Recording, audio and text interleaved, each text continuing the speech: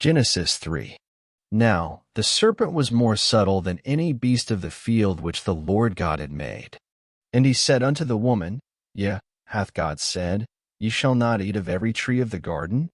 And the woman said unto the serpent, We may eat of the fruit of the trees of the garden. But of the fruit of the tree which is in the midst of the garden, God hath said, Ye shall not eat of it, neither shall ye touch it, lest ye die. And the serpent said unto the woman, Ye shall not surely die. For God doth know that in the day you eat thereof, then your eyes shall be opened, and ye shall be as gods, knowing good and evil. And when the woman saw that the tree was good for food, and that it was pleasant to the eyes, and a tree to be desired to make one wise, she took of the fruit thereof, and did eat, and gave also unto her husband with her, and he did eat. And the eyes of them both were opened, and they knew that they were naked, and they sewed fig leaves together, and made themselves aprons. And they heard the voice of the Lord God walking in the garden in the cool of the day. And Adam and his wife hid themselves from the presence of the Lord God amongst the trees of the garden. And the Lord God called unto Adam, and said unto him, Where art thou? And he said, I heard thy voice in the garden, and I was afraid, because I was naked, and I hid myself. And he said, Who told thee that thou wast naked? Hast thou eaten of the tree, whereof I commanded thee that thou shouldest not eat? And the man said, The woman whom thou gavest to be with me, she gave me of the tree, and I did eat. And the Lord God said unto the woman, What is this that thou hast done? And the woman said, The serpent beguiled me, and I did eat. And the Lord God said unto the serpent, Because thou hast done this, thou art cursed above all cattle, and above every beast of the field. Upon thy belly shalt thou go, and dust shalt thou eat all the days of thy life.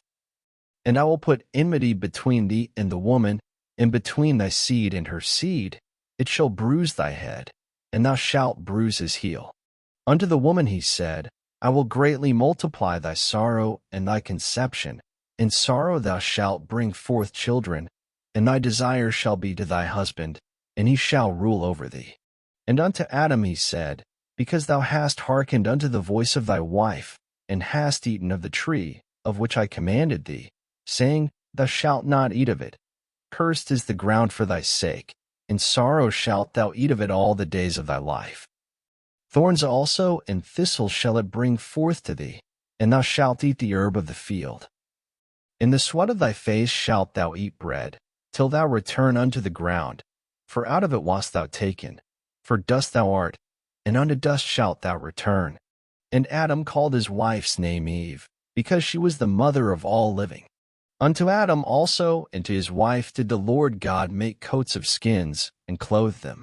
And the Lord God said, Behold, the man is become as one of us, to know good and evil.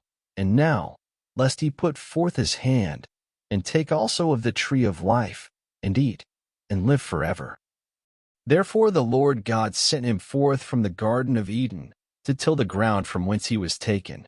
So he drove out the man, and he placed at the east of the Garden of Eden cherubims, and a flaming sword which turned every way, to keep the way of the tree of life.